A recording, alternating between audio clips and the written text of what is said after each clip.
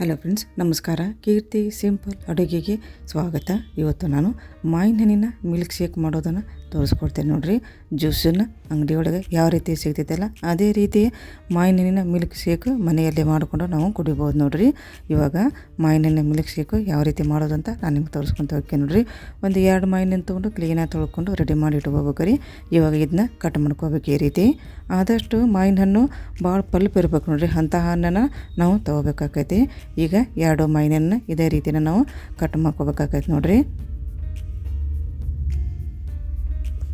ಇವಾಗ ಕಟ್ ಮಾಡ್ಕೊಂಡದ್ದು ಆಯ್ತು ನೋಡಿರಿ. ಈಗ ಆದಷ್ಟು ಪಲ್ಪ್ ಭಾಳ ಹೆಚ್ಚಿಗೆ ಇದ್ದರೆ ನಾವು ತೊಗೋಬೇಕಾಕೈತಿ. ಈಗ ನೋಡ್ರಿ ನಾನು ಕಟ್ ಮಾಡಿ ಈ ರೀತಿ ಪಲ್ಪನ್ನು ಒಂದು ಸ್ಪೂನಿಂದ ತೊಗೋಕೊಂತೇನೆ. ಭಾಳ ಪಲ್ಪ್ ಐತಿ ಇದ್ರಾಗ. ಇದೇ ರೀತಿನ ಪಿಂಡ ಇರಬೇಕಿದು ಮಾವಿನ ಹಣ್ಣಿಂದು. ಈಗ ಎಲ್ಲ ಮಾವಿನ ಹಣ್ಣಿಂದು ಈ ರೀತಿ ಪಲ್ಪನ್ನು ನಾವು ಒಂದು ಪಾತ್ರೆಗೆ ಮೊದಲು ರೆಡಿ ಮಾಡಿಕೊಂಡು ಇಟ್ಕೋಬೇಕಾಕೈತೆ ರೀ. ಏನು ನೋಡಿರಿ, ಈ ರೀತಿ ಎಲ್ಲ ಹಣ್ಣನ್ನು ನಾವು ತೊಗೊಂಡ್ಬಿಡ್ಬೇಕಾಗೈತಿ ಪಲ್ಪು. ಈಗ ಎಲ್ಲ ಹಣ್ಣಿಂದು ಪಲ್ಪು ತೊಗೊಂಡಿದ್ದಾಯ್ತು ನೋಡ್ರಿ.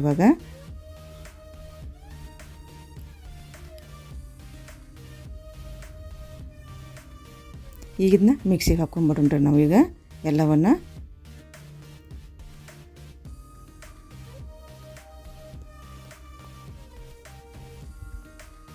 ಈಗ ಇದೇ ಮಿಕ್ಸಿಗೆ ಸ್ವಲ್ಪ 7ರಿಂದ 8 ಗೋಡಂಬಿ ಹಾಕ್ಕೋಬೇಕಾಗತ್ತೆ ರೀ ನಾವು. ನಾನು ನೆನೆಸಿಲ್ಲ, ಹಂಗೆ ಹಾಕೇನೆ. ಈಗ ನಾವು ರುಚಿಗೆ ತಕ್ಕಷ್ಟು ಸಕ್ಕರೆನ ಹಾಕ್ಕೋಬೇಕಾಗೈತಿ. ಹಣ್ಣು ಭಾಳ ಸ್ವೀಟ್ ಇದೆ, ಸ್ವಲ್ಪ ಕಡಿಮೆನ ಹಾಕೋರಿ ಸಕ್ಕರೆನ. ಸ್ವಲ್ಪ ಸ್ವೀಟ್ ಕಡಿಮೆ ಇದ್ರೆ ಹೆಚ್ಚಿಗೆ ಹಾಕೋರಿ. ಇವಾಗ ಸ್ವಲ್ಪ ಏಲಕ್ಕಿ ಹಾಕ್ಕೋಬೇಕು. ಏಲಕ್ಕಿ ಹಾಕೋ ನಂತರ ಸ್ವಲ್ಪ ಹಾಲು ಹಾಕ್ಕೋಬೇಕು ರೀ. ಹಾಲು ಹಾಕ್ಕೊಂಡು ಸ್ವಲ್ಪ ಇದನ್ನ ಮಿಕ್ಸಿ ಮಾಡ್ಕೊಂಡು ಬರಬೇಕು. ಫಸ್ಟಿಗೆ ಸ್ವಲ್ಪ ಹಾಲನ್ನು ಸ್ವಲ್ಪ ಕಡಿಮೆ ಹಾಕಿ ಇದನ್ನ ಈ ರೀತಿ ಪೇಸ್ಟ್ ಮಾಡ್ಕೊಂಡು ಬರ್ಬೇಕು ನೋಡಿರಿ. ಆಮೇಲೆ ನಮಗೆ ಎಷ್ಟು ಲಿಕ್ವಿಡ್ ಬೇಕಲ್ಲ ಅಷ್ಟು ಹಾಲನ್ನು ನಾವು ಹಾಕ್ಕೊಂಡು ಇದನ್ನು ಕುಡಿಬೇಕಾಕತಿ.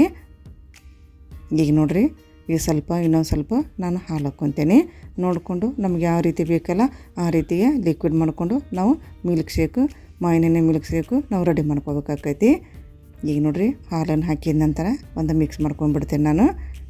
ಹಾಕಿ ಇದನ್ನ ಇನ್ನೊಂದು ಸಲ ಹಾಲನ್ನು ಹಾಕಿರ್ತೀವಲ್ಲ, ಇನ್ನೊಂದು ಸಲ ನೀಟಾಗಿ ಇದನ್ನ ಮಿಕ್ಸಿ ಒಳಗೆ ಇದನ್ನ ಮಿಕ್ಸ್ ಮಾಡ್ಕೊಂಡು ಬರ್ಬೇಕಾಕೈತಿ. ಇವಾಗ ರೆಡಿ ಆಯ್ತು ನೋಡಿರಿ. ಇಷ್ಟ ರೆಡಿ ಬಂದೈತಿ. ಈಗ ನೀವು ಇನ್ನೊಂದು ಸ್ವಲ್ಪ ಹಾಲನ್ನು ಹಾಕ್ಕೋಬೇಕಾದ್ರೆ ಹಾಕ್ಕೋಬೋದು. ಲಿಕ್ವಿಡ್ಡು ಯಾವ ರೀತಿ ಬೇಕಲ್ಲ ಆ ರೀತಿ ನಾವು ಹಾಕ್ಕೊಂಡು ಇದನ್ನ ಕುಡಿಬೇಕಾಕೈತಿ. ಈಗ ನೋಡಿರಿ ಎಲ್ಲ ರೆಡಿ ಆಯ್ತು. ಇದನ್ನ ಗ್ಲಾಸಿಗೆ ಸರ್ವ್ ಮಾಡ್ಕೊಂಬಿಡೋಣ.